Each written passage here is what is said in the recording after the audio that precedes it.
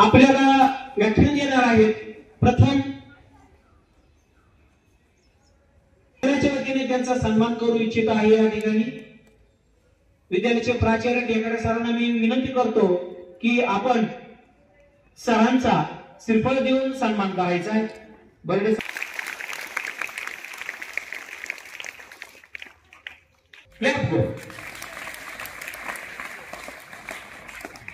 या ठिकाणी प्रमुख व्याख्याते पत्रकार हरिभक्त पारायण ज्ञानेश्वर मिडगुले महाराज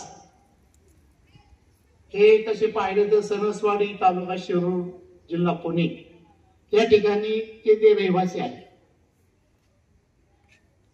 विद्यार्थी मित्रांनो, आज या ठिकाणी ते आपल्या शाळेमध्ये ते भेट देण्याकरता आले। आपल्या विद्यार्थ्यांना काहीतरी द्यावं ही त्यांची तळमळ आहे।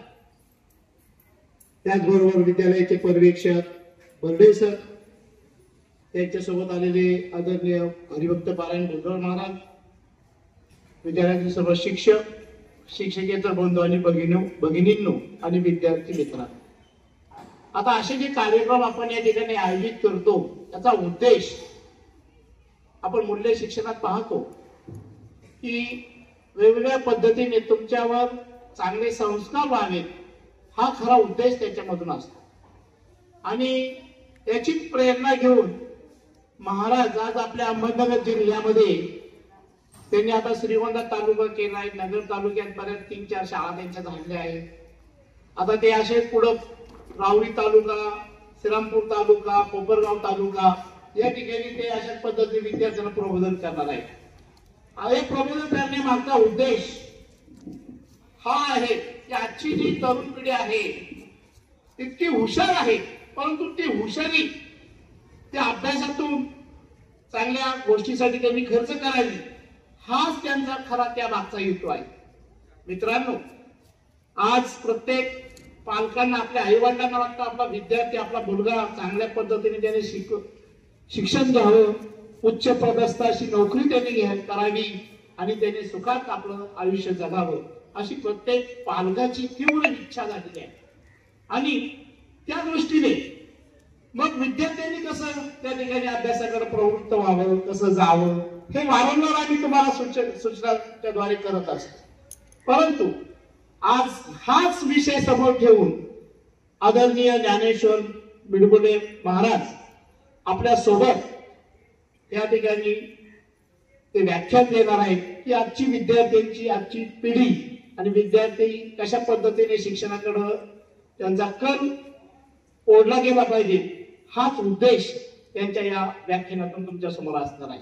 आणि निश्चितच आमचे सर्व विद्यार्थी त्या ठिकाणी उत्कृष्ट असा प्रतिसाद देतील अशी आम्हाला सर्वांना अपेक्षा आहे। आणि निश्चितच भविष्यामध्ये ते काहीतरी करून दाखवतील, आपल्या शाळेचं, आई वडिलांचं, आपल्या सगळ्या शिक्षकांचं नाव नक्कीच उज्ज्वल केली राहणार नाही, असे आमचे सर्व नवभारतचे विद्यार्थी आहेत, असे मी त्यांना या ठिकाणी आपल्या सर्वांच्या वतीने अशी एक ग्वाही देतो आणि आदरणीय महाराजांना विनंती करतो की त्यांनी आपलं व्याख्यान या ठिकाणी सुरू करावं। तर आताच ऑफिसमध्ये बोलता बोलता आमची चर्चा झाली, त्यांनी विद्यार्थ्यांसाठी बक्षीस ठेवलेलं आहे का, ते व्याख्यान करणार आहेत, त्यावरती तुम्हाला बक्षीस सुद्धा आहे। त्यांनी असं मत व्यक्त केलेलं आहे की जे विद्यार्थी इथं 1 किंवा 2 अभंग म्हणून दाखवतील त्याला बक्षीस मिळणार आहे। मला वाटतं आपल्या विद्यालय नक्कीच बक्षीस घेणार आहे, वाटतं तुम्हाला? त्या विद्यार्थ्यांसाठी ज्ञान दिल्याने ज्ञान वाढते, त्या ज्ञानाने म्हणजे हे सत्य शिवा होणं सुंदर, हे सुंदर अशा नवभारत माध्यमिक विद्यालयाच्या सर्व गुरुजनांना वंदन करून विद्यार्थी बालमित्रांना ज्ञानेश्वर मिडगुलेचा मनापासून मनपूर्वक नमस्कार।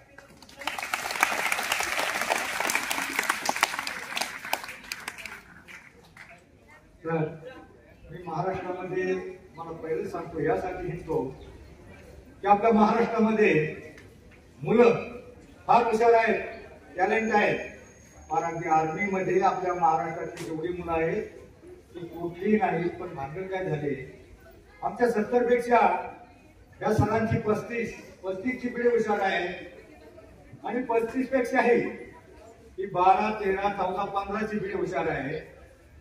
पण भानगड काय झाले, जरा जास्तच हुशार आहे. जे चांगलं ते तर त्याच्यापर्यंत पोहोचत नाही, पोहोचलं तरी डोक्यामध्ये घेत नाही. बघा संतांचे विचार, संतांचे अभंग मानव जीवनामध्ये दोन प्रकारे मोठा होऊ शकतो. किती प्रकारे? एक तर शिकून आणि दुसरं सवरून. शिकून म्हणजे शिक्षण, क्षणाला शिकायचं असतं. बरोबर, शिक्षण म्हणजे शून्यातून विश्व निर्माण करण्याचा मार्ग. शिक्षण म्हणजे स्वतःवरून स्वर्ग गाठण्याचा मार्ग.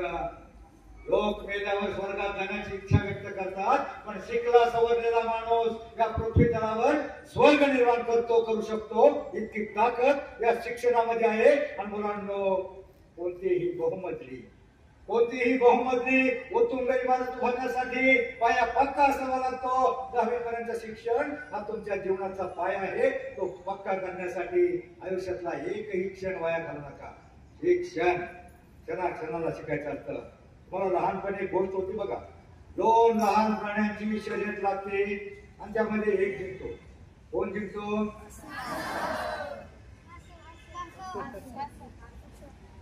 ससा चपळ होता तरी कासव जिंकला. का जिंकला? या गोष्टीपासून तुम्ही काय घ्यायचं सांगा. ससा चपळ होता तरीही कासव जिंकला, कारण तो कासव थांबला नाही, झोपला नाही, त्याला आळस आला नाही. मग या गोष्टीपासून काय बोध घ्यायचा? तुम्ही काय बोध घ्यायचा?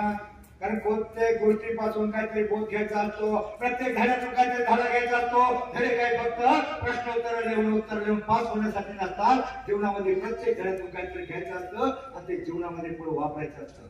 त्या धड्यातून तुम्ही काय शिकायचं? या गोष्टीपासून काय बोध घ्यायचा? थांबायचं नाही. रोजच्या रोज अभ्यास, गृहपाठ, होमवर्क जर रोजच्या रोज केला तरच तुम्ही जीवनाची शर्यत जिंकणार आहे. काय होतं, मुलींना गांभीर्य नसतं. एखादी मुलगी मामाच्या गावाला जाते, एखादा पोरगा बैलगाड्याच्या मागे जातो, तिकडेच 4 दिवस राडा करतो. आणि मग पाटलांचा बैलगाडा याच्या जीवनाचा राडा होतो. पर्यायानं 4 दिवस तुम्ही शाळा बोलवलेली असते आणि तो मग सरांनी जो शिकवलेला अभ्यास, गृहपाठ, होमवर्क सगळा मागे राहतो. आणि मग ह्या शिक्षणाच्या रेसमध्ये तुम्ही ऑटोमॅटिक मागे पडता. आता मागे तुम्ही असं घाबरायचं नाही. आपल्या महाराष्ट्रामध्ये सुशिक्षित, बेरोजगारी नाही. विदर्भ, मराठवाड्यातले शेकडो तरुण आमच्याकडे कामाला आहेत. आणि ते सोडा, फक्त 10% तरुण महाराष्ट्रातले आमच्या MIDC मध्ये, रांजणगाव, चाकण, सनदवाडी, शिक्रापूर MIDC मध्ये आहेत. 90% लोक बाहेरच्या राज्यातले आहेत. UP, बिहार तिकडून येतात. ते मॅनेजर बनतात. तेच येऊन थोडे कोणतंही कठीण काम करतात, परमनंट होतात. पण आमची मुलं मधीच होतात, मधीच आपलं शिक्षण सोडतात. तुमच्या माहितीसाठी सांगतो तर मी 2 प्रश्न सांगितले. मुलांसाठी एक सामाजिक समस्या आहे, मागची मोठाली मुलं. पुढल्या मुलांना नाही समजणार.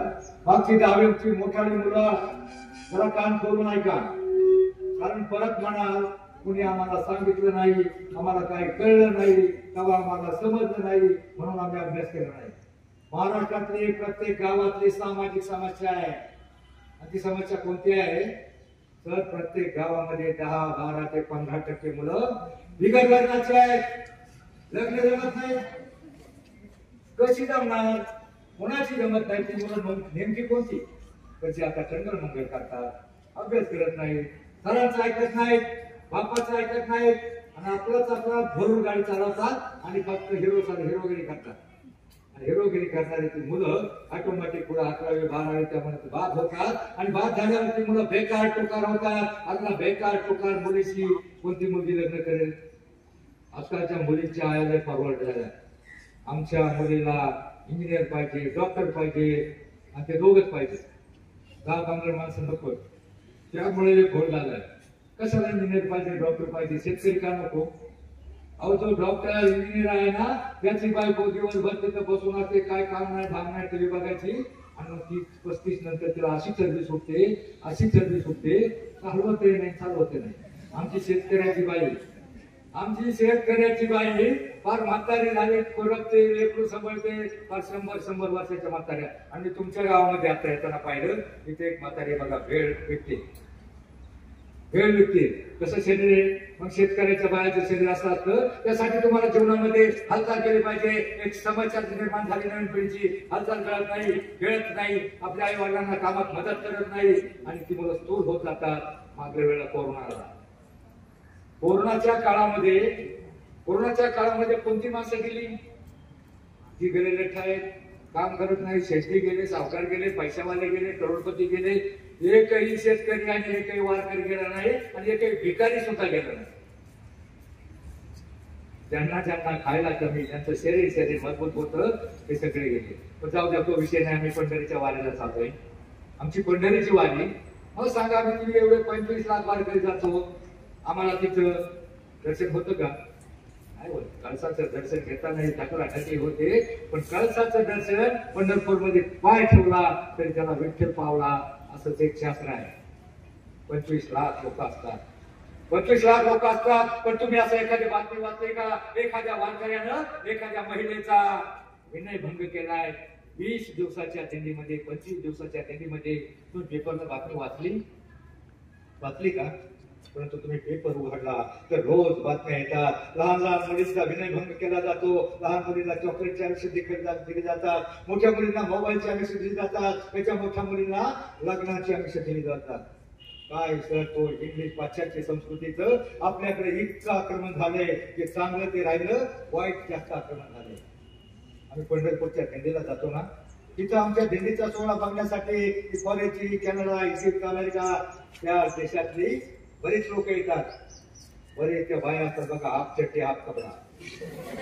त्या आमचा सोहळा 25 लाख वारकरी, 25 लाख वारकरी वाखरी पासून पंढरपूरच्या मंदिरापर्यंत लाईन लागलेली असते. तो वाकडून वगैरे असते आणि पलीकडल्या बाजूला तुकाराम महाराजांची दिंडी, अलीकडल्या बाजूला ज्ञानोबाची दिंडी आणि मध्ये एक डिव्हायडर असतो बघा मोठा. त्या डिव्हायडरवर काही थकलेली माणसं, म्हातारी माणसं उभी असतात आणि त्या डिव्हायडरच्या माग त्या बाया बघत असतात. हो, त्यांना एवढा आनंद कसा झालाय? ही लोक एवढी कशाने आनंदाने का नाचतायत? ही फाटक्या कपड्यातली माणसं एवढी आनंदाने बेभान होऊन काय नाचतात? कसला आनंद काय मिळाले यांना? नेमका त्यांना प्रश्न पडतो. आमचे वारकरी नाचत असतात. ज्ञानोबा माऊली, तुकाराम माऊली माऊली, जय हरी विठ्ठल, विठ्ठल विठ्ठलचा गजर चालवतो, कोणी दिग्गर खेळत असतो, कोणी भारूड म्हणत असतो, कोणी गिरक्या घेत असतो, आनंदाने नाचत असतात. आणि ते त्यांना नवल वाटतं, आणि हे नाचतं एवढी लोक आनंदाने का नाचतात? त्यांना कसला आनंद झालाय त्यांना काही कळत नाही. आणि मग ती हात कपड्यावाली आपल्या जो बॉयफ्रेंडला वेळ म्हणते, हो हो वंडरफुल, हो वंडरफुल. आमची ती जाड म्हातारी गावची कपड्यावाली काष्ट्यातली म्हातारी म्हणते, हे भवानी, हे वंडरफुल नाही, वंडरफुल आहे.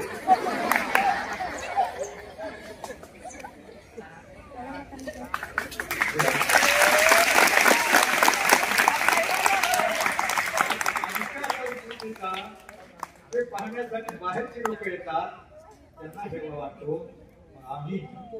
आम्ही ती संस्कृती का जपू नये? आमच्या गावामध्ये कीर्तन होतात, हरिपाठ होतो. मला सांगा, प्रामाणिकपणे हात वर करा, हरिपाठाला कोण कोण जात? धन्यवाद, 2-4 तरी जातात. पण जाऊ द्या, कीर्तन होतात, कीर्तनाला कोण कोण जात? सगळे जातात. सगळे रोज जात नाही. हात खाली करा, मी बघितलं आज एकाच दिवशी. सगळे जात नाही, तुम्ही सगळे एकाच दिवशी जाता. कधी शेवटचं काल्याचं कीर्तन झालं,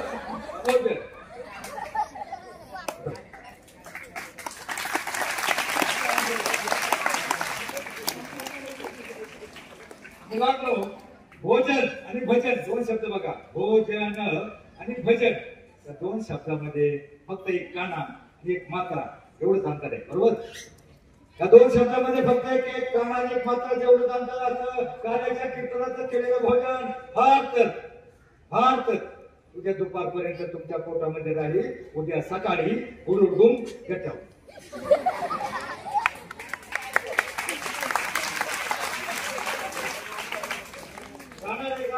महिनाभर पण नाही. एखादं कीर्तन, भजन, प्रवचन, काकडा याचा एखादा अभंग, अभंगातला एखादं वाक्य, एका वाक्यातला एक शब्द तुम्ही डोक्यातला घेतला, अभंग एक शब्द एक वाक्याचा एक अर्थ तुम्ही डोक्यात घेतला, तुमचं जीवन कधीच भंग होणार नाही. मुलांना शिक्षण या शब्दाची खोड जशी क्षणाक्षणाला शिकायचं तसं अभंग. ज्याच्या आयुष्यामध्ये फक्त 2 अभंग पाठ असतील ना त्याचं जीवन कधीच भंग होणार नाही. छोटासा हरिपाठ आहे, जो मुलगा 2 अभंग पाठ करेल त्याला मी हरिपाठ मोफत देणार आहे. तर एक 38 नंबरला हरिपाठामध्ये अभंग आहे. 38 नंबरचा अभंग आहे. हरिपाठाला कोण जात आहे? कोणता अभंग 38 नंबरचा माहिती बाळा? नाही, जाऊ दे, 2-4 दिन जातात. 38 नंबरचा एक अभंग आहे.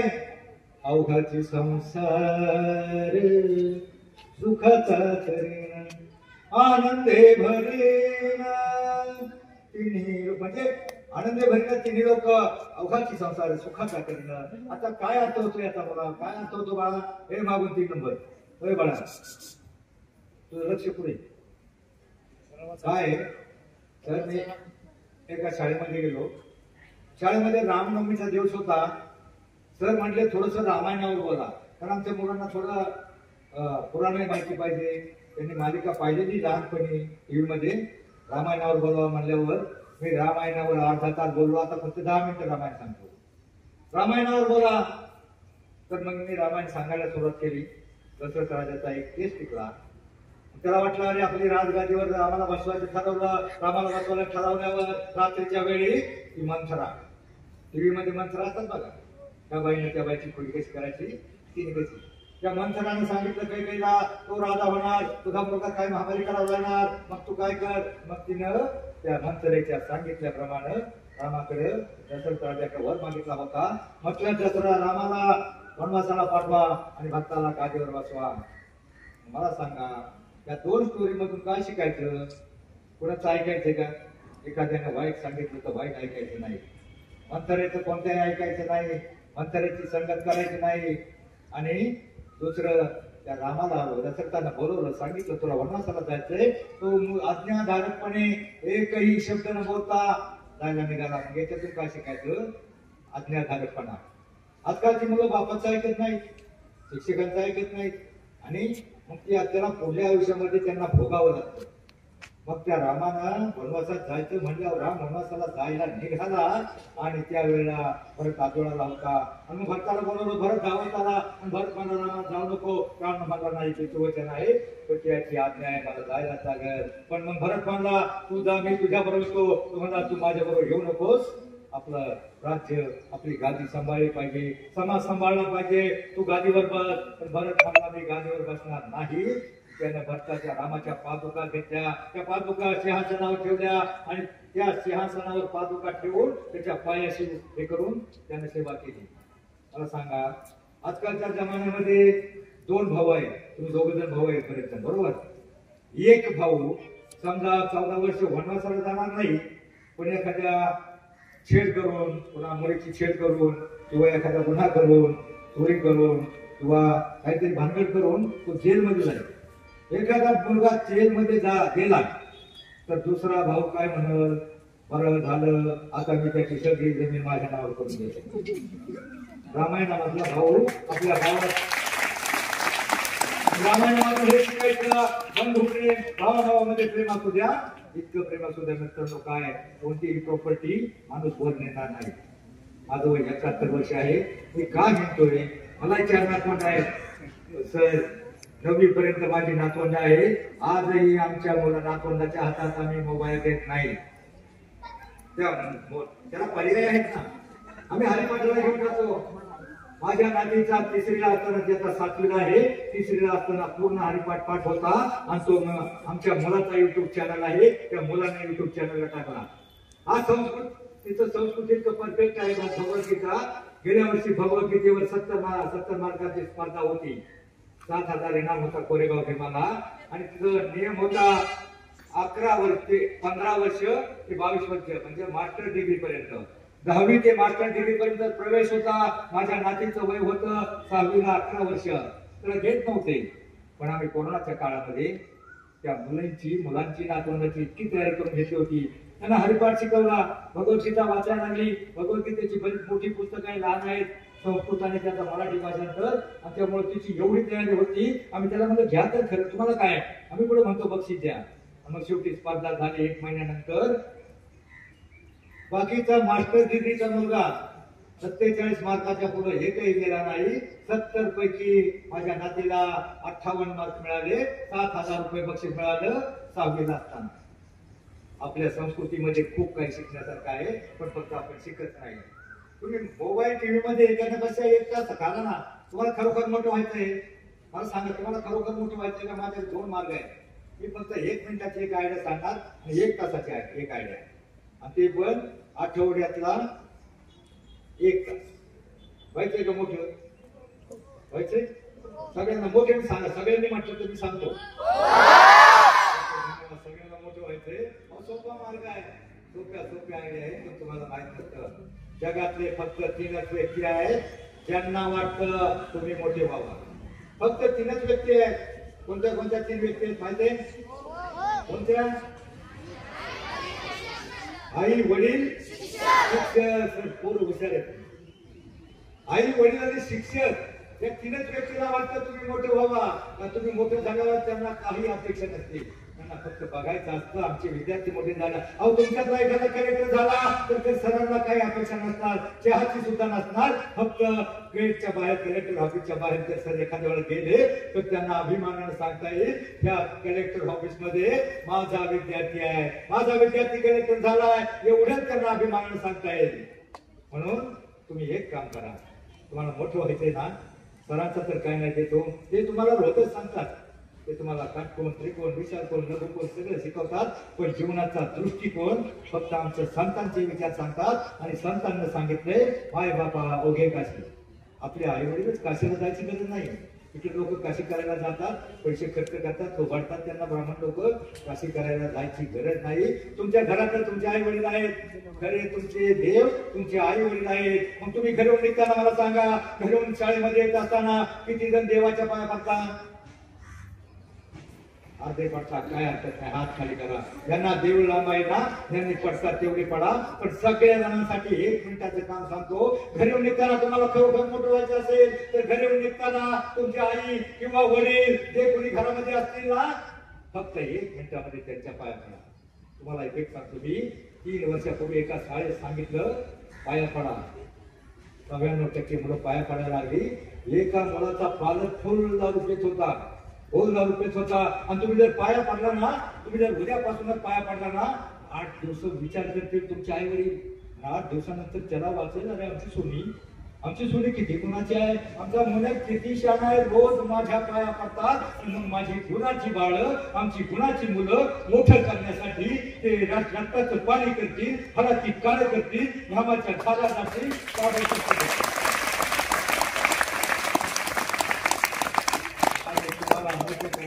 एखाद्या घरातला बाप व्यसन करत असेल तर तो म्हणत आहे, पोरं एवढी शानी आहेत, आमची पोरं एवढी हुशार आहेत, मग मी शाण्यासारखं वागलं पाहिजे. तुमचा बघून सुद्धा बाप पैसा होईल. बस मला एवढं सांगा, मला सगळे जर हात भरून सर सांगा, उद्यापासून पाया पडणार.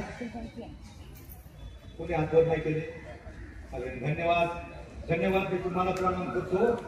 सर, आपल्या देशामध्ये देवाची संख्या किती कोटी आहे? 33 कोटी आहे. सांगू पटकन हो, ते देवाची नाव सांग. 33 कोटी. मला नाव 33 कोटी म्हणजे 33 प्रकारचे दत्त संप्रदाय किंवा वेगवेगळे संप्रदायाचे वेगवेगळे देव आहेत. 33 प्रकारचे अशी संकल्पना असावी. पण आजही माझ्या मतानं आपल्या देशामध्ये 33 कोटी देव आहेत. जिथे जागते देव आहेत, हसते खेळते देव आहेत. ते 33 कोटी देव आहेत, जिवंत देव आहेत. कोणते देव आहेत माहित आहे तुम्हाला? माहित आहे का? सांगा. माहित असेल तर हातवर करा पटकन. माहित आहे का? काय माहिती? माहिती रोज तुम्ही बघताय, तुम्ही. आई वडील नाही, 33 कोटी खरे देव आहेत. आता आई किंवा वडील त्याच्यातला जर एखादा वाईट वागत असला तर तो देव होऊ शकत नाही. आपल्या देशामध्ये देशाची लोकसंख्या किती कोटी आहे? 146 कोटी. 146 कोटी पैकी 33 कोटी देव आहेत. हे कोणते देव आहेत माहित आहे? निष्पाप, निरपेक्षा, सात्विक, निर्भय वृत्तीचे, बालवाडी अंगणवाडी पासून मास्टर डिग्री पर्यंत निष्पाप अशा विद्यार्थ्यांची संख्या आहे ना, ती बरोबर 33 कोटी आहे. बरोबर 33 कोटी आहे आणि तुम्ही 33 कोटी निष्पाप निरपेक्ष सात्विक निर्भय असे विद्यार्थी तुम्हीच खरे देव आहात आणि तुमच्यातल्या देवपणाला माझा शतशः प्रणाम. राहुरी राहुरी ना देवळी राहुरी ना देवळी ना कोणत्या विद्या मंदिरात साक्षात 33 कोटी देव. ज्ञानी यांचा वाचुक्याचा वंश तुमचा तोच आहे. आपल्या हे रक्ताचा थोडा ईश्वराचा अंश आहे. अहो ईश्वर देव म्हणजे ते काय असतं? आत्मा हा परमेश्वर. पण कोणता आत्मा? तो निष्पाप सरळ मार्गी आहे. कोणताही वाईट प्रकारचं वर्तन करत नाही. तुम्ही जोपर्यंत निष्पाप आहात तोपर्यंत तुम्ही देव आहात. तर तुमच्यात एखादा वाईट विकास घडला तर तुमच्यातलं देव पण नष्ट होतं. म्हणून तुमच्यातलं देव पण शेवटपर्यंत टिकू द्या. मी ही विठ्ठलचरणी दररोज प्रार्थना करत असतो. मी विठ्ठलाचा भक्त आहे. विठ्ठलाला मला बऱ्याच वेळा मी सांगितलं, अरे तू माझं एवढं नाव घेतलं, एवढं तू काहीतरी माग, तुझ्यासाठी माग. मग त्यावेळेस विठ्ठल बोलला, त्याला 25 वर्ष झाली. मग मी म्हटलं अरे काय मला काय करायची काही मला जगण्यात. तो म्हटला तुला राहायला मी घर नाही, घर तुझं पळतंय घडतंय घर माग. मी त्याला म्हटलं मला साधी झोपडी दे. त्यानं मला बंगला दिला. विठ्ठलाकडे मी पाणी मागितलं, फक्त जगण्यासाठी लागतं तेवढंच पाणी दे. त्याने मला अख्खा तलाव दिला. विठ्ठलाकडे मी फूल मागितलं, त्याने अख्खी बाग दिली. आणि विठ्ठलाकडे मागता मागता त्याला सगळं दिल्यावर मी कंटाळलो. विठ्ठलाला म्हटलं, देवाला म्हटलं, देवा मला देवच दे, देवच दे. त्यावेळेस त्या विठ्ठलाने सांगितलं, तुला देव पाहिजे असेल ना, तुला जर देव पाहिजे असेल तर जा महाराष्ट्रातल्या प्रत्येक शाळेमध्ये जा. प्रत्येक शाळेमध्ये जा, तुला हजारो देव भेटतील. आणि म्हणून मी तुम्हा देवांना नमस्कार करण्यासाठी येत असतो.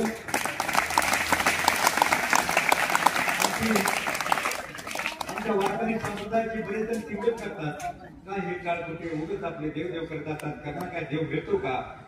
त्यांना तिथं काय देव आहे का? ते 10-12 वर्षापूर्वी आमची गाडी बरोबरच्या तिथं हवा गेली, पंक्चर झाली. पंक्चर झाल्यावर आम्ही गाडी पंक्चर काढण्यासाठी तिथं वळाल्यावर तो तरुण होता, हिरो टाईप होता पंक्चर काढणारा. त्यानं विचारलं, पुढे चाललं पंढरपूरला दिंडीला तुम्हाला तिथे गेलो कशाला? तुम्ही आणाई लोक उघड टाईम बसतात, इकडे तिकडे विठ्ठल विठ्ठल करत बसता, तुम्हाला तिथं विठ्ठल भेटतो का? देव आहे का? मी म्हणतो देव आहे, सगळीकडे आहे. तू म्हणला दाखवा. त्याला म्हटलं मी, तुझ्या दुकानात लाईट आहे का? तुम्हाला आहे, तुम्हाला दाखव. वायर मध्ये लाईट येते, ते दिसते का आपल्याला? लाईट आहे. कोरोना झाला होता, कोरोना माहिती, कोरोना होता ना का नाही? पण तो जंतू दिसला का म्हणाला? नाही दिसला ना? तसं त्याला म्हटलं, आम्ही तुझ्याकडे आलोय, प्रत्येक ठिकाणी देव आहे, इथं हवा आहे, त्या हवा तुला दिसते का? पण हवा आहे का नाही? मग तसाच देव आहे म्हटलं. मग तुम्हाला तिथं गेलो काय फायदा होतो? तुला फायदा होतो. आमचा वारकरी 20, 25, 15, 20, 25 दिवस विठ्ठल विठ्ठलचा गजर करत लंगडत तिथपर्यंत पोहोचतो. तिथं गेल्यावर आता आमच्या टायरमध्ये हवा गेली, आता आम्ही तुझ्याकडे आलो. हवा तर सगळीकडे ना, मग त्या हवा आमच्या टायरमध्ये आम्ही भरू शकत नव्हतो का? हवा सगळीकडे आहे, पण आमची हवा गेली, आम्ही तुझ्याकडे आलो.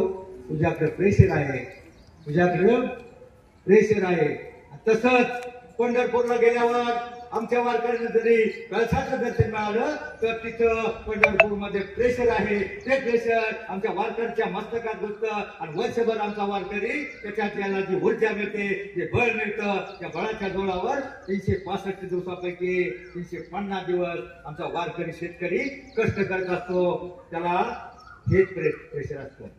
मला सांगा देव, मी मगाशी काय कशासाठी काय सांगत होतो? रामायण ना, मी पाहिले 1-2 मुलं एकमेकांना मारत होती, त्याचं लक्ष नव्हतं. तर रामायणामध्ये बरंच शिकायला मिळतं. भाऊ त्याचं प्रेम कसं असावा, बापाची आज्ञा कशी पाळावा, आणि दुसरं कोणत्याही प्रकारचा माणसाला मोह नसावा. काम, क्रोध, मोह, मद, मत्सर हे आपले सगळ्यात मोठे षडविकार शत्रू आहे. कोणत्या प्रकारचा मोह नसावा. बिनकामाचा मोह. बघा, सीता वनवासात होती. वनवासात गेल्याच्या नंतर सकाळच्या वेळी स्नान संध्या करून केस मोकळे सोडून तिने खारण पाहिलं. बाहेर बसले असताना खारण पाहिलं आणि तिच्या मनामध्ये मोह उत्पन्न झाला आणि ती रामाला म्हणली, प्रभो मला या अन्नाच्या कातड्याची थोडी हवी आहे. रामाला वाटलं, अरे एवढं राज वैभव त्यागून की जानकी जनक राजाची कन्या राजकन्या माझ्या बरोबर वनवासाला निघाली, हिची एवढी इच्छा मी का पूर्ण करू नये. रामाने धनुष्यबाण उचलला आणि 90च्या स्पीडनं ते हरणाच्या मागे पळाला. आता ते हरिण माये होतं. रावणाच्या मामानं मारीच नावाच्या राष्ट्रानं हरणाचं रोग घेतलं होतं. खाण्याप्रमाणे ते झाडाच्या आड गेलं. झाडाच्या आड गेल्यावर त्याने रामाचा ओरडण्याचा आवाज काढला. तो आवाज सीतेने ऐकला. असे त्या लक्ष्मणाला म्हणजे भाऊजी त्यांच्या जीवाला काय धोका आहे. रावा त्यांचा आवाज येतोय, त्यांच्या ओरडण्याचा आवाज येतोय. कोणत्या तरी हिंस्र स्वपदाने त्यांच्यावर धडक. रावा त्यांना वाचवा, त्यांच्या जीवाला धोका आहे. परंतु लक्ष्मण म्हणला, नाही माते, त्यांच्या जीवाला काही, प्रभू रामचंद्राला काही होऊ शकणार नाही. परंतु सीतेचा विश्वास बसला नाही. ती लक्ष्मणला म्हणली, भाऊजी म्हणजे तुम्हाला असं वाटतं की त्यांचं तिकडं काहीतरी बरं वाईट व्हावं आणि मी बस. लक्ष्मण म्हणला, बस माते, जातो म्हणून त्याने धनुष्यबाण उचलला. धनुष्यबाण उचलून तोही जायला निघाला. परंतु सीतेच्या संरक्षणाची जबाबदारी त्याच्यावर होती. त्याने जाता जाता त्या कुटीच्या बाहेर एक रेषा आखली आणि सीतामाईला सांगितलं, त्या रेषा ओलांडू नकोस.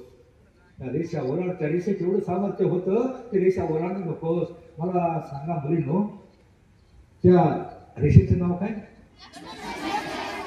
काय मला ऐकायला कमी झालं. काय? बरोबर, लक्ष्मण रेषा. बरोबर, लक्ष्मण रेषा. या मुलींना हसत हसत सांगितलं, लक्ष्मण रेषा, जी लक्ष्मण रेषा प्रत्येक मुलीच्या जीवनामध्ये असते आणि ती ओलांडायची नसते. ती ओलांडली तर जीवनाचं रामायण बिघडतं, वेगळंच महाभारत घडतं. अलीकडे काय झालंय, टीव्ही मोबाईलच्या भोलभुलैयामध्ये आमच्या तरुण मुली व्हायरल व्हायला लागल्या. मला सांगा, त्या सीतेला वनवासामध्ये त्या हरणाच्या कातड्याच्या चोळीची काय गरज होती का? त्याला मोह उत्पन्न झाला. तसं काही मुलींना वेगळा मोह उत्पन्न होतो आणि मुले फसल्या जातात. आणि तुम्हाला एकच विनंती आहे, गेला लक्ष्मणही गेला. लक्ष्मणही झाला 4 अदृश्य झाला आणि लक्ष्मण अदृश्य झाल्याच्या नंतर रावणानं भिक्षेकऱ्याच्या वेशामध्ये त्या रेषेच्या बाहेर उभा राहिला. त्याला त्या रेषेचं सामर्थ्य माहित होतं. रेषेच्या बाहेर उभा राहिला आणि मोठ्यानं आरोळ दिली, ओम तत् सत् भिक्षां देही. भिक्षा वाढ माय, भिक्षा वाढ म्हटल्यावर आपली भारतीय संस्कृती आपल्या दारात जे आले ना, त्याला काहीतरी वाढायचं. दान धर्म करणं चांगली गोष्ट असते. ती चांगल्या कामासाठी दान धर्म करण्यासाठी आतमध्ये गेले. आतमध्ये कंदामुळे काय असल खड्या असेल ते हातामध्ये घेतली आणि तिनं अनावधानानं, मुलींना अनेक ऐका, अनावधानानं चांगल्या कामासाठी दान धर्म करण्यासाठी विसरली आणि लक्ष्मण रेषा ओलांडली.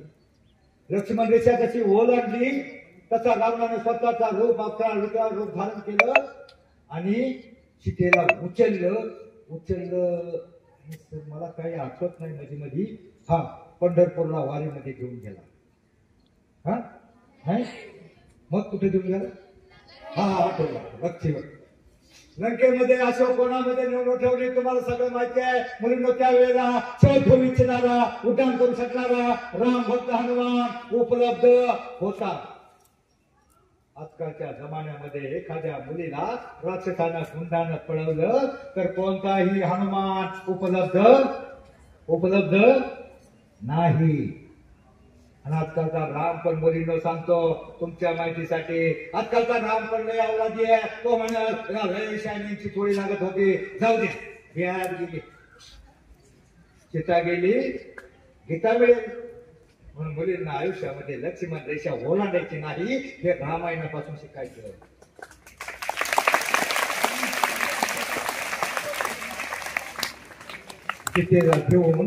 सीतेला घेऊन आकाश मार्गाने रावत जात असताना एका गिधाडानं पाहिलं. त्याचं नाव जटायू. त्यानं पाहिलं अरे सीताबाईला हा राक्षस घेऊन चालला. त्यानं झडप घातली, उड्डाण केलं, त्या झडप घातली, त्याच्याशी झुंज केली, रावणाला बेदार केलं. परंतु काळी वासपणे मग त्या जटायूला त्याचं मरण कशात आहे, ताकद कशाचा विचारले आणि मग त्याने सांगितल्याप्रमाणे रावणानं त्याच्या पंखावर घाव घातला. पंख जसा तुटला तसा तो जटायू फडफडत खाली पडला, बेशुद्ध व्हायला लागला, विवळत खाली पडला आणि रावण सीतामाईला घेऊन गेला. थोड्या वेळाने राम लक्ष्मण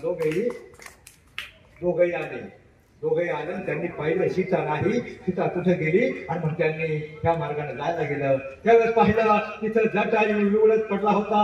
त्या जटायूनं मागता मागता सांगितलं रावणाने सीता नेली.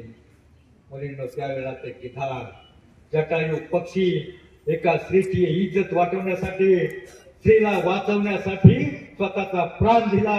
आजकालच्या जमान्यासाठी तुम्हाला वाचवण्यासाठी कुणीही प्राण देणार नाही, पण तुम्हाला बर्बाद करण्यासाठी खडीला चौकामध्ये राक्षस टाकले. म्हणून मुलीनं आयुष्यामध्ये सावधान व्हायचं आणि आयुष्यामध्ये लक्ष्मण रेषा ओलांडायची. जाऊ द्या, तो एक प्रसंग. पुढे तुम्ही 10वी झाल्याच्या नंतर आता पुढं art, commerce, science, BBA, BCA बरेच विषय आहेत. त्या विषयासाठी एक आदर्श आहे, सगळ्या विषयासाठी एकच आदर्श आहे, सगळ्या विषयासाठी एकच आदर्श आहे. कोणता आदर्श आहे? एक माकड होतं, माकड. बघा आता युक्रेन आणि रशियाचं युद्ध चालू आहे. किती खर्च झाला असेल काय अंदाज आहे तुम्हाला? काय अंदाज आहे? दोन्ही देशांचे एवढे लोक मारले गेले, एवढी मालमत्ता नष्ट झाली. आपल्या देशाचं बजेट 10 वर्षाचं बजेट जेवढं आहे ना देशाचं, तेवढा खर्च दोघांचा झालाय. तरी अजूनही कुणाचा जय पराजय नाही. मग त्या माकडापासून तुम्हाला काय शिकायचं? आर्टला विषय असतो अर्थशास्त्र, कॉमर्सला असतो book keeping and accountancy, debit credit जमा खर्च, BBA BCA ला असतो बिझनेस मॅनेजमेंट. कमीत कमी खर्चामध्ये कमीत कमी श्रमशक्ती, कमीत कमी वेळामध्ये जास्तीत जास्त नफा कसा मिळवायचा, हे सगळ्या विषयामध्ये याची जमा खर्च असतो. तर मुलांना ते माकड होतं, ते माकडच्या जसं रावणानं लंकेमध्ये सीतामाईला नेलं तसं ते माकड शोधायला गेलं.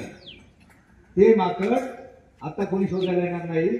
ते माकड सीतामाईला शोधायसाठी लंकेला गेला आणि शोधता ते माकड सीतामाईला कसं ओळखणार माकडाला, म्हणून रामाने अंगठी दिली होती. ती अंगठी ते माकड झाडावर गेलं, झाडावर बसलं. सीतामाई झाडाखाली अशोकवनामध्ये बसले होते. त्या माकडानं ती अंगठी सीतामाईच्या गोंधळीमध्ये जशी पड्यामध्ये टाकली. तिनं अंगठी पाहिली आणि ओळखणारी रामाची, प्रभू रामचंद्राची अंगठी इथं कशी आहे तिनं वर जसं पाहिलं तर ते माकड होतं. पण त्याच वेळेला रावणाचे शिपाई आजूबाजूला होते. रावणाचे शिपाई सर्व आजूबाजूला होते आणि त्या शिपायांनी त्या माकडाला पाहिलं आणि ते धावत जवळ गेले. अरे कुठला हेर आलाय का चीनचा, पाकिस्तानचा? त्यांना असं वाटलं आणि तो हेर समजून तो त्याला पकडून नेला. रावणाच्या समोर हजर केला. रावण सिंहासनावर बसला होता. रावणाचं सिंहासन एवढं होतं आणि मग ते माकड, ते काही सामान्य माकड नव्हतं. त्याने आपलं शेपूट लांबवत एटोळे करत रावणाच्या सिंहासनापेक्षा डबल मोठं सिंहासन केलं आणि त्याच्यावर आटीत बसला. रावणाला राग आला. रे मरकट, आपल्या शेपटाचा महाग दाखवतोय काय? मला शेपटाचा महाग दाखवतोय हे मरकट. शिपाई म्हणत अरे शिंद्या साड्या सगळं काय असं ते गोळा करून आणा. एवढं लांब शेपूट केले ना, सगळ्या शेपटाला गंधाळा आणि राखेल आणा आणि काडी लावून याचं शेपूट जाळून टाका. शेपटाचा महाग दाखवतोय काय? आणि मग सगळे शिपाई पळाले. त्यांनी सगळ्या चिंध्या साड्या सगळ्या गोळा करून आणल्या. सगळ्या साड्या गोळा करून आणल्या. मॅडम त्यावेळेला मॅडम लोक ऐका, तुमच्यासाठी सगळ्या साड्या गोळा करून आणल्या. आणि मग तरी काही ते शेपूट हे झालं नाही. आणि मॅडम त्यावेळेला तुमच्या माहितीसाठी सांगतो, तुमच्या माहिती नॉलेजसाठी सांगतो, त्यावेळेला एवढ्या साड्या नव्हत्या. त्यावेळेला एवढ्या कपाटामध्ये साड्या नव्हत्या. आत्ताच्या कपाटामध्ये जर उतरलं अख्ख्या खपल्या.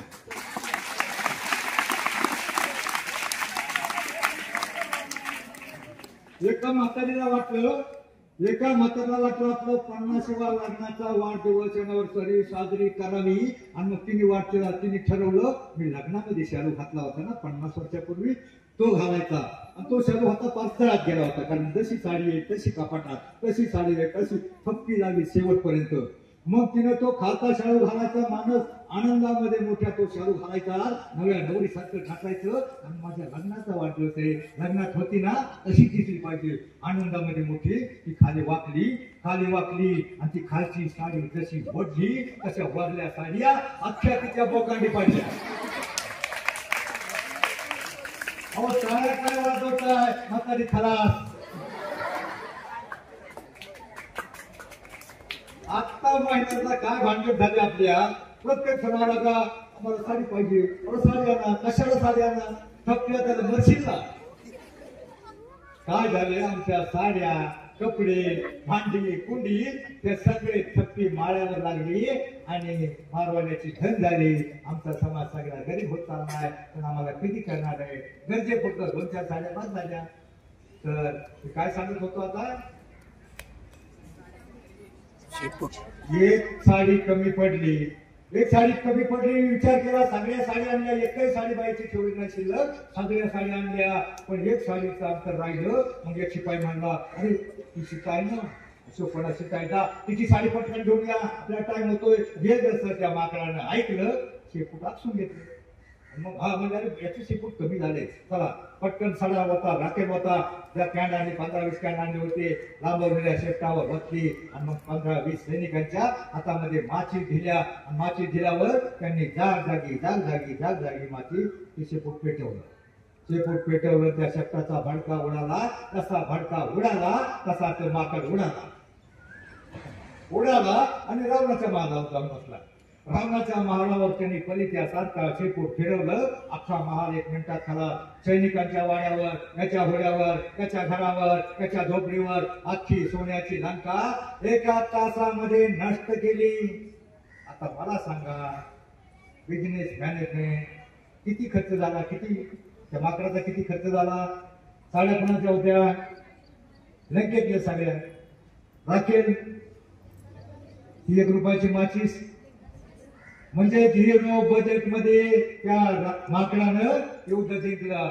मग रामायणापासून बरंच शिकायचं पण ते तुम्ही शिकत नाही. तुम्ही काय शिकता एक पिक्चर आला फेमस झाला 8 वर्षापूर्वी आणि मग तुम्ही ते शिकला आणि मग म्हणायला लागला ठणान काळजामध्ये नाचायला लागलं. करमाळा साईडच्या त्या करमाळा साईडच्या तो पिक्चर रिलीज झाल्यावर आणि त्या मुलींनी पिक्चर बघितल्यावर 145 मुली करमाळा तालुक्यातल्या पळून गेल्या.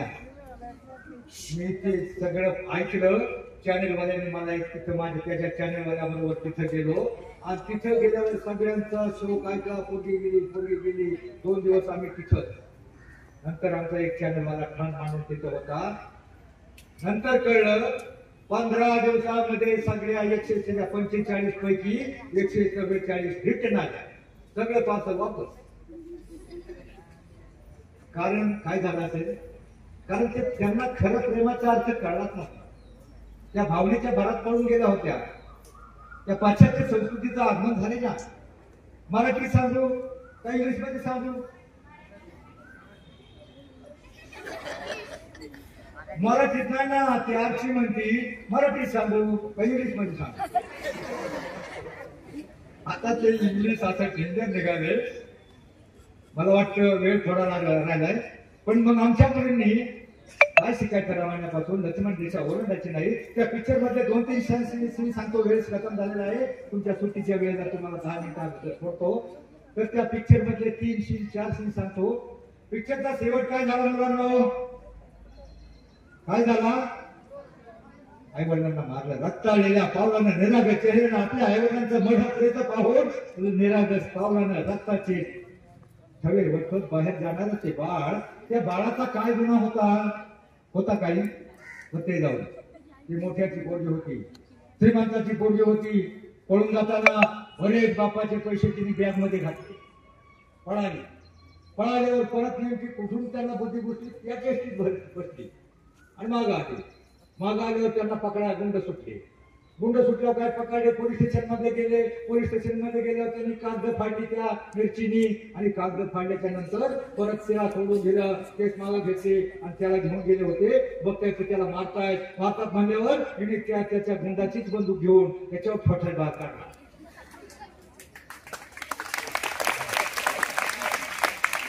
एवढं काय तिचं अडकलं होतं, एवढं काय तिचं अडकलं होतं मराठीतलं इंग्लिश मधलं, तरी ती गेली. पण त्या नादामध्ये तिचे पैसे कोणी गायब झाले, कुठं पडले काय कळलं नाही. तिकडे गेल्यावर काहीतरी मोडून ते पैसे 4 दिवस पुरले. आणि पुरल्याच्या नंतर पैसे संपल्यावर काय करायचं म्हणल्यावर एका रात्रीच्या वेळी ते दोघं जण एका बाकड्यावर बसले. बाकड्यावर बसून झोपी गेले बाहेर. बाकड्यावर पाहिलं का? हसीन सगळ्यांनी पाहिलंय का? पाहिलं तुम्ही हरिपाठान नाही गेला तर तो सिंदकी पाहिला. बाकड्यावर बसले असताना एकमेकाच्या खांद्यावर डोकं टेकून झोपी गेले. आणि तेवढ्यामध्ये काय मला मध्ये आठवत नाही. हा 7-8 वारकऱ्याची दिंडी आली. आणि ते वारकरी म्हटले, अरे ही निष्पाप बालक काय बरे प्रॉब्लेम आहे. रात्रीच्या वेळी अंधारामध्ये ही का झोपल्या, त्यांना जर निवारा नसेल तर चला यांना घेऊन जाऊया, आपल्या तंबूमध्ये भरपूर जागा आहे. आणि मग त्यांना उठवलं, म्हटले चला विठ्ठल विठ्ठल म्हणा, फक्त विठ्ठल. वारकरी होते का? माहिती 5-7 गुंड आले. 2 गुंडांनी त्या परशाला एका कोपऱ्यामध्ये नेलं आणि बाकीचे 2-4 गुंड त्या आरतीच्या दोन्ही बाजूला दोन्ही हाताला धरून एका कोपऱ्यामध्ये नेऊन 4 श्रीफळ पुष्पहार नारळ देऊन तिचा सत्कार करणार होता.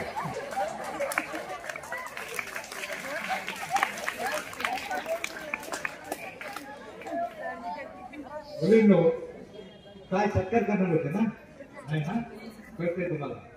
मग त्या वेळेला जसे त्यांना दोन्ही त्यांचा आढावा चालू झाला, त्यावेळेला योगानं एक कन्नड बाई अक्का हेरिंबाग अक्का तिथं आली. कुठं म्हटलो त्याला दम दिला, थोडा त्याला याच्या भाषेमध्ये दम दिला कन्नड मध्ये.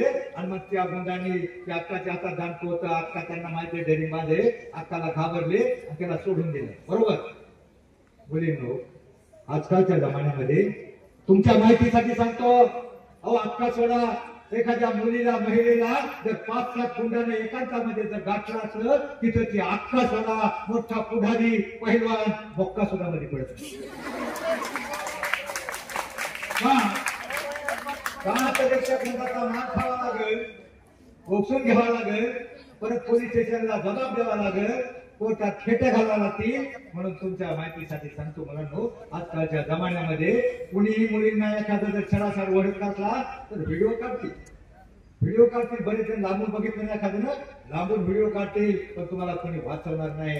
पण मुलींना आयुष्यामध्ये लक्ष्मण रेषा ओलांडायची नाही. मला सांगा मुलींनो, ती दोघं गेली पळून, एवढी खोटी करून एवढं त्यांचं ते इंग्लिश मधलं प्रेम सक्सेस करण्यासाठी दोघं गेल्याच्या नंतर मला नीट सांगा, तुम्ही पिक्चर बघितलाय, गेल्याच्या नंतर ही दोघं जण किती वेळा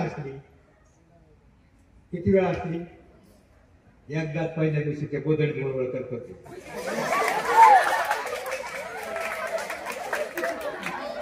दुसऱ्या दिवशी सुरू झालं, तुला मीठ कळत नाही का? तुला काहीच येत नाही का? ते कॅरेक्टर कशाला आणलं? ती म्हणली म्हणजे दोघांमध्ये वाद दुसऱ्या दिवशी सुरू झाला.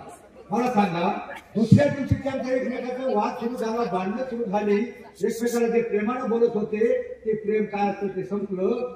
ती एवढी घाईव आली होती, मराठीत सांगू इंग्लिश मध्ये सांगू, ते इंग्लिश मधलं कुठे गेलं ते नसतं.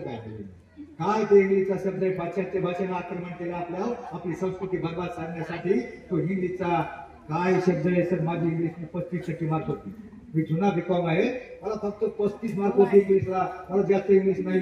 काय वाक्य होतं ते इंग्लिश मला आठवतच नाही. ते काय वाक्य ती म्हटली, आय काय यू. बरोबर, आय काय यू.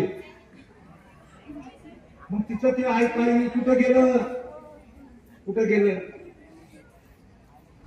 काय म्हणजे काय ऐकाय जाऊ द्या, ते मला त्या काय अर्थ काय माहित नाही. पण मुलींनो, त्यावेळेला ती अक्का आली. त्याच्या दुसरा प्रसंग सांगतो, जाऊ द्या, त्याला सुट्टी होती, वेळ कमी झालाय, वेळ कमी आहे. तो एक दिवस तो काहीतरी तळत होता, त्याने उलटा पालटा करत होता तव्यावर. त्यावेळेला ती आली म्हणजे, परच्या येतो का, तुझ्या आवडीचा पिक्चर लागलाय. ती म्हणली, तो म्हणला जातो. किती प्रेमाने म्हणला जातो. ती इंग्लिश मधलं होतं का मराठीतलं होतं, जातो. ती म्हणली तुला नाही गे, जातो, जाते मी. गेली, पिक्चर बघून आली. बरोबर बोलताना त्याने पाहिलं, त्याचं पित्त खवळलं. मग त्याला ते दोघं एकमेकावर प्रेमाने बोलायला लागले, फार प्रेमाने बोलायला लागले. त्याचं पित्त खवळलं. हॉटेलमध्ये गेले. मला माहितीये तुम्ही कंटाळलाय. होय, कंटाळलाय का? तुम्हाला तुम्ही सायनाटचं सांगितलं रात्रभर इथं थांबलं. तू जर हरिपाठ म्हणायला लावलं ना, लगेच जांभाळ द्या. हरिपाठ घ्यायचंय का मग नाही कंटाळलं तर? ठीक आहे, मी एवढं सांगतो नाही. ठीक आहे. त्यावेळेला तिथं पाहिलं, त्याचं पित्त खवळलं. दोघं एकमेकावर फडकले. एका हॉटेलमध्ये गेले. हॉटेलमध्ये गेल्यावर ते दोघं एकमेकाशी भांडत होते. भांडता भांडता त्या परश्यानं त्याला एक प्रेमाचा धपाटा दिला. मराठी मधल्या प्रेमाचा धपाटा दिला. मग ते वेटरने बोलले, चल बाहेर जायचं, मालमाल नाही करायची. मग त्यांना दोघांना बाहेर उचलला. तसं बाहेर उचललं तशी ती आरती तुरु पुढे पळून गेली. आणि तो माग तुम्हाला थांब आरचे, मला तुझ्याशी बोलायचंय. ती म्हणली, मला तुझ्याशी बिलकुल बोलायचं नाही. म्हणली का नाही? मला सांगा, 4 दिवसापूर्वी काय घाई वाली होती? मराठीत सांगू का इंग्लिश सांगू? मला तुझ्याशी बोलायचं नाही. तू थांब, मला बोलायचंय. तू मला तुझी केस येते. ते म्हणणार मला तुझी घाण वाटते. तू लय असा आहे, तू लय कसं आहे. म्हणजे त्यांच्या जेवढ्या शिव्या होत्या, घाण एकमेकाची भांडतात ना, घाण नाळावरल्या बाया भांडणार, तशी दोघांत भांडणं झाली. एकमेका गुरकले आणि गुरकून ती आरची निघून गेली. रोड क्रॉस केला, एका गाडीत बसली. तोपर्यंत हा मागत राहिला. कुठे गेला त्याला सापडली नाही. हा रोड करेपर्यंत ती गायब झाली. एका गाडीत बसली आणि हा घरी आला. लोकरीत आला आणि बघितलं, तिच्या नावाने गळे काढायला लागला. आणि गळे काढता त्यानं फाशी घ्यायचा विचार केला. पण त्याच्या मनात नसल म्हणून वाचला. मनात नसल म्हणून तो फाशी घ्यायचा वाचला. तोपर्यंत ही एका गाडीमध्ये बसून गेली. ती गाडी एका बस स्टॉपला थांबली. बस स्टॉपला थांबल्याच्या नंतर तिला खिडकीमधून हात केलेले भिकारी पाहिली का भिकारी? मला सांगा मुलींनो, त्या भिकारणीमध्ये त्या आरचीला कोणाचं प्रतिबिंब दिसलं? कोणाचं? स्वतःचं प्रतिबिंब दिसलं. स्वतःचा चेहरा दिसला त्या भिकारणीमध्ये. अरे या भिकारणी बरोबर तरी ते कंटाळा आलाय का? त्या भिकारणीमध्ये त्या भिकारी बरोबर तरी तिचा म्हातारा भिकारी आहे. आता मी तर जवान एकटी इकून पक्षातून भांडून आले आणि घरी पळून गेले होते. माझा बाप मला घरी घेणार नाही, त्याला फोनवर करलं होतं. घरी गेलं तर बाप उभी कापील. मग त्यावेळेला तिने विचार केला. त्या भिकारणीकडे पाहिलं. तिनं विचार केला, या भिकारणी बरोबर तिचा भिकारी आहे. पण एक त्या मला जवान मुलीला या लांडग्यांच्या जगामध्ये कुठं जगता येईल, माझी कुत्तरतोड होईल, माझी बरबादी होईल, मी बेचिराग होईल. म्हणून ही मुलगी शहाणी झाली. बसमधून खाली उतरली आणि माग फिरली. परत माग आली. पळत त्या झोपडीजवळ गेली. खटकन दरवाजा उघडला. त्यानं वर पाहिल्यावर त्याला स्वर्ग 2 बोटं उठली. त्याला वाटलं आली आरची. तिच्या नावानं तो गळच काढत होता आरचे. तेवढा तिनं उघडलं दरवाजा आणि मग तो उठला की आतमध्ये धावत आली आणि आवेगानं त्यांनी एकमेकाला मिठी मारली. ती मिठी होय सर, आजकालची पिढी ना सर. होय सर,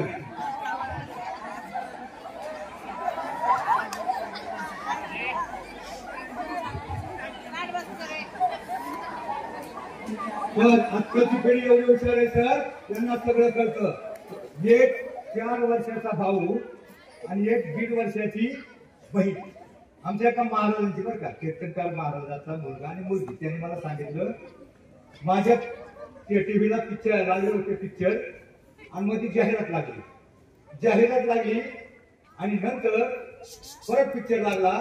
आणि पिक्चर मध्ये तो हिरो आणि हिरोईन लांबून पळत एकमेकाच्या जवळ आली.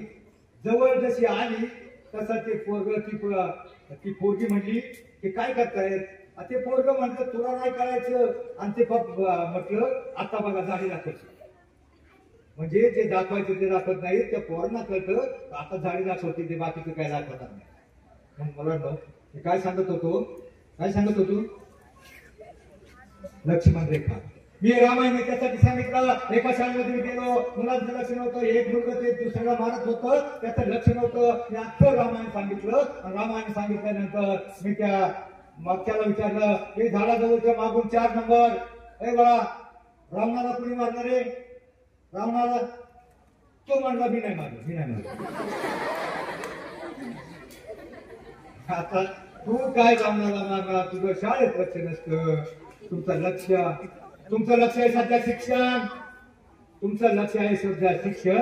टीव्ही, मोबाईल, डीजे, हेडफोन लावू द्या, बरेच प्रकार आहेत. सर वेळ झालेला आहे म्हणून तुम्हाला एक सांगतो, मोबाईलचा दुष्परिणाम. आपलं लहान पोरग रडत असताना आईनं बाळाच्या हातात मोबाईल दिला, त्या बाळाच्या डोळ्याची आवरण एवढी नाजूक असतात, लहान बाळाच्या डोळ्याची आवरण एवढी नाजूक असतात, त्या मोबाईलची लाईटिंग एवढी इफेक्टिव्ह असते. आमच्या पुणे जिल्ह्यातल्या 10 वर्षाच्या आतल्या 25% मुलांची डोकी हँग झाली, 90% मुलांना चष्मे लागले. 10 वर्षाची पिढी बर्बाद झाली फक्त त्या आईने. त्या आईलाही माहित नव्हतं मोबाईल काय दुष्परिणाम आहे. त्या मोबाईलचा एवढा इफेक्ट, लहान मुलं बर्बाद झाली. आणि त्यामुळं मुलांना मोबाईलचं लायसन मिळालं, हातामध्ये मोबाईल मिळाला, मोठ्या मुलींना मोबाईलचा छंद लागला. आणि आता 10वीच्या मुलं आमच्या शेजार राहणारी एक मुलगी, तिचं एवढं मोबाईल सोडायची नाही. श्रीमंताची मुलगी होती, मोठ्या शेतकऱ्याची, सारखा मोबाईल हातात, कधीच सोडायची नाही. चालताना बोलताना मोबाईलच्या हातात, झोपेतही स्वप्नातही हेडफोन हिच्या कानात. एक पोरगी शाळेत निघाली, मोबाईलच्या नादात मळ्यात पोचली.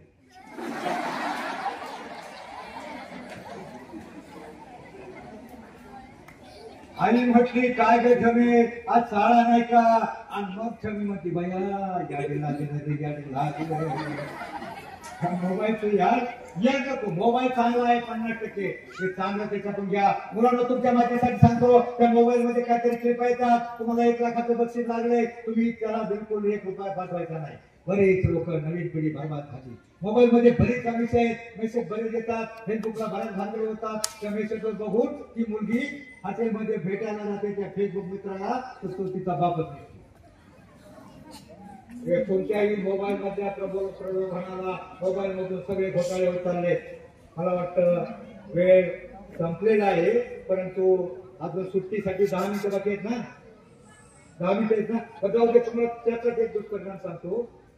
आमच्या पेरण्या फाट्याची एक मुलगी 95% मार्क, 95% मार्क पुण्याला गेला, कॉलेजला गेली. कॉलेजला गेल्यावर तिथे ती गरीबाची मुलगी होती. त्या कॉलेजच्या, प्रत्येक कॉलेजच्या बाहेर, तुम्ही उद्या पुण्याला इकडे तिकडे जाल, प्रत्येक कॉलेजच्या बाहेर एक टपरी असते मोबाईल चार्जिंग करायची. बाहेरच्या देशातले काही लोक समाज, कोणता तरी एक वेगळा गट त्याला टपरी टाकून देतो, 10-20 देतो. 10-20 देऊन त्याला हिरो होंडा देतो, आणि मग तो मोबाईल चार्जिंग करून देतो.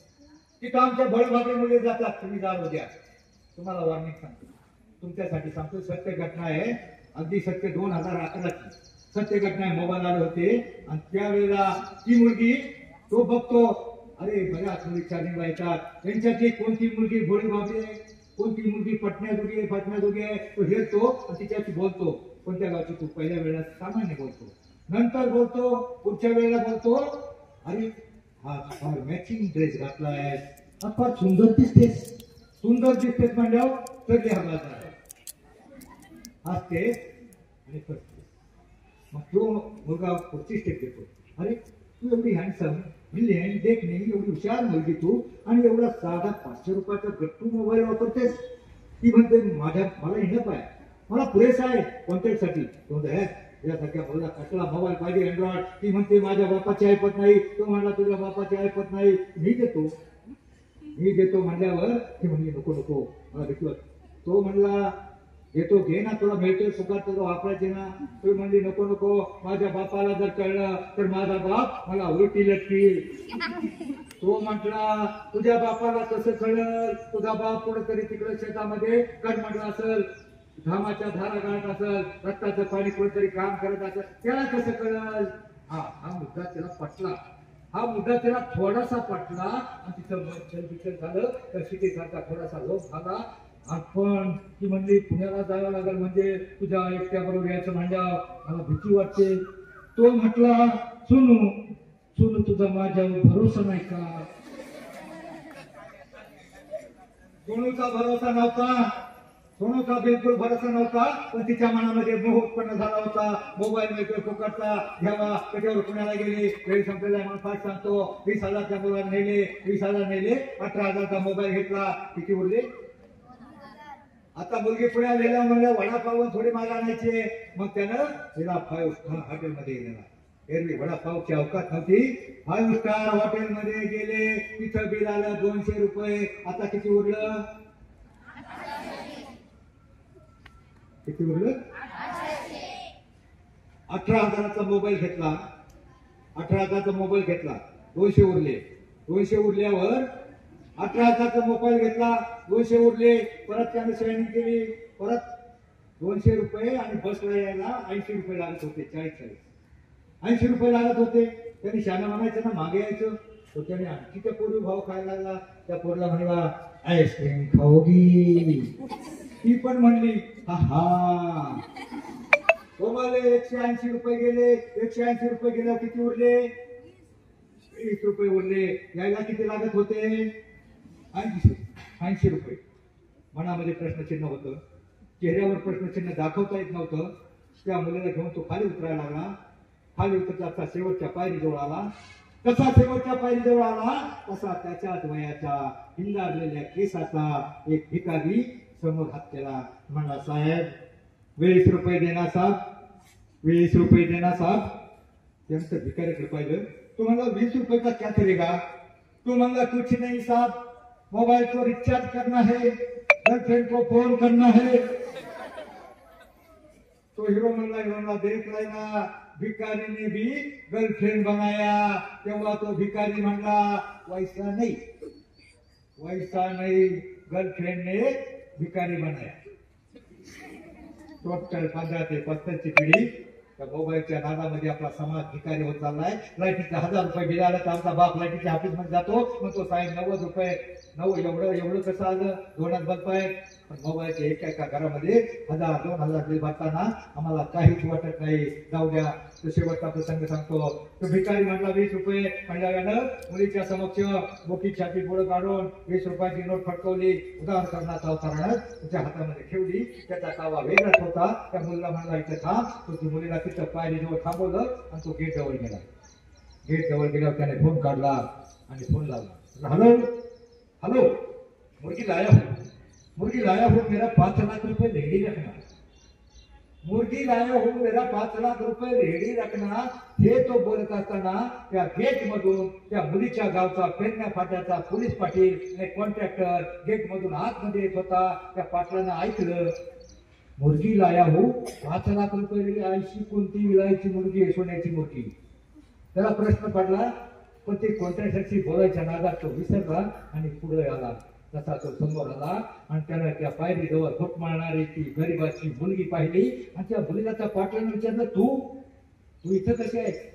त्या वेळा ती मुली बावरली आणि बावरून तिनं त्या मुलाकडे हात केला. आणि मग पाटलाच्या डोक्यामध्ये करंट पेटला.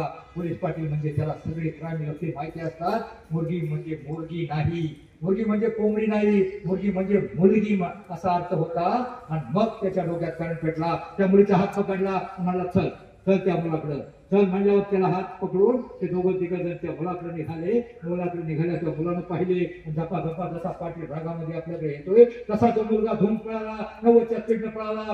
आणि जे पळाला त्या 11 वर्ष झाले. 2011 पासून 12 पासून ती कॉलेजच्या बाहेरची मोबाईलची टपरी बंद आहे. मुलींनो बरेच प्रकार असतात. डेंजर, धोका, खतरा किंवा लिहिलेला नसतो. तुमचा हलगर्जीपणा नसतं, परिणामाची कल्पना नसते, शारीरिक बदल होत असतात. परंतु आयुष्यामध्ये असं वागू नका तुमच्यामुळं तुमच्या बापाला मान खाली घालावी लागेल. तो पोलीस पाटील आला म्हणून ती मुलगी वाचली. प्रत्येक वेळेला प्रत्येकीसाठी पोलीस पाटील येणार नाही. प्रत्येक बोर्डावर प्रत्येक कॉर्नरला लिहिलं असतं. रोज तुम्हाला तुमचे शिक्षक सांगतात, तुमचे आई वडील सांगतात, सगळं समाज सांगतो कसं वागायचं. प्रत्येक कोपऱ्यावर लिहिलं असतं, सावधान, अतिघाई संकटात जाईल. सावधान, पुढे धोक्याचं वळण आहे, पुढे धोक्याचं वळण आहे. तरीही तर तुम्ही तुमची गाडी उलट्या दिशेने न पाहता, तो बोर्ड न पाहता जर पळवली आणि पलटी झाली तर डॅमेज होईल. त्या पत्र्याच्या बॉडीची गाडी जर तिचं डॅमेज डेंटिंग पेंटिंग करून काढता येतं, पण एकदा या देहाची बॉडी डेमात झाली, आपलं पावित्र्य नष्ट झालं, आपलं मन बरबाद झालं, तर एकदा बदनाम झालेल्या मुलीला समाज स्वीकारत नाही. म्हणून मुलींना माझी विनंती आहे, समोर जे आहे हा बोर्ड विठ्ठलवाडीला जातो, हा रस्ता बरबादीला जातो. बरबादीच्या रस्त्याला न जाता विठ्ठलवाडीच्या रस्त्याला जा, पंढरपूरच्या रस्त्याला जा. संतांच्या विचारावर करा. आपला समाज फक्त संतांच्या आणि शिवरायांच्या विचारावर आपला समाज, आपला मुलीबाई सुरक्षित आहे, हा विचार जेव्हा समाजातून नष्ट होईल तेव्हा कुणालाही जगता येणार नाही.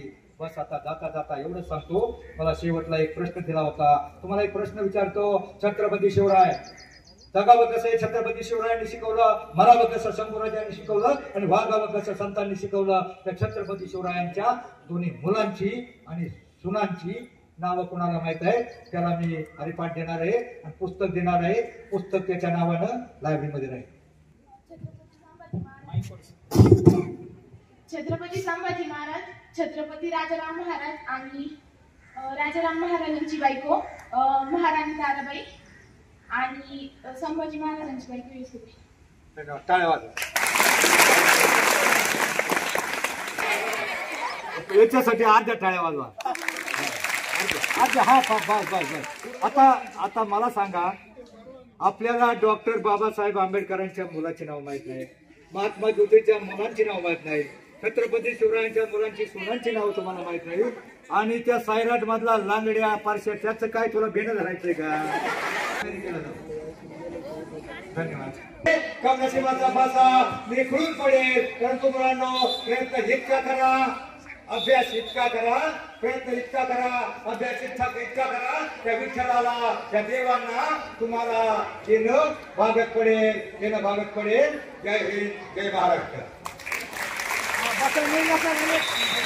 एकाच आवाज नको, खाली बसायचे, पण सावधान, ताट बसायचे, सोडणार नाही. ना तर लक्ष्मण रेषा आणि आधुनिक काळातला सैराट याचा सहसंबंध त्यांनी स्पष्ट केलाय पहा या ठिकाणी. कारण आजचा काळ आणि जुना काळ हा आपला प्रामाणिकपणेचा होता, परंतु आताचा काळ मात्र प्रामाणिक राहिलेला नाही. सगळा मुलींवरच सांगितलाय. मुलींनी काळजी घ्यायची, लक्ष्मण रेषा ओलांडायची नाही. यानंतर सांस्कृतिक विभागाचे अध्यक्ष कांडेकर मॅडम समारोप करा. आपल्या इथे ज्ञानेश्वर महाराज मिळकुले यांनी येऊन आपले आध्यात्मिक विचार मांडले आणि त्याचप्रमाणे आपल्याला संस्काराच्या विषयी सुद्धा मार्गदर्शन त्यांनी केलेलं आहे. आणि त्यांनी जे मार्गदर्शन केलंय त्याबद्दल मी त्यांचे विद्यालयाच्या वतीने मनपूर्वक आभार व्यक्त करते. त्याचप्रमाणे त्यांच्याबरोबर त्यांचे सहकारी माननीय श्री भुजबळ साहेब ते देखील आलेले आहेत, त्यांचे देखील आभार व्यक्त करते. त्याचप्रमाणे सर्व अध्यापक सहकारी इतर कर्मचारी वर्गाचे आभार व्यक्त करते. आणि तुम्ही देखील हा कार्यक्रम शांतपणे ऐकलाय त्याबद्दल तुमचे देखील आभार व्यक्त करते. आणि माननीय प्राचार्यांच्या परवानगीने हा कार्यक्रम संपला असं जाहीर करते. धन्यवाद.